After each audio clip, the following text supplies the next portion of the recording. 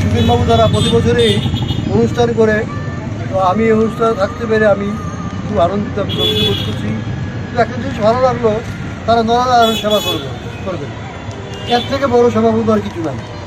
মানুষ মানুষ মানুষই সব, নরনারায়ণই সব। তো নরনারায়ণ সেবা করে আর কিছু হয় না। আমি তাদের এই প্রয়াসটাকে আমি স্বাগত জানাচ্ছি। আমি আশা করব ভবিষ্যতে তারা আরও বৃহত্তর পরিসরে এটা করবে, এই বলে আমার বক্তব্য শেষ।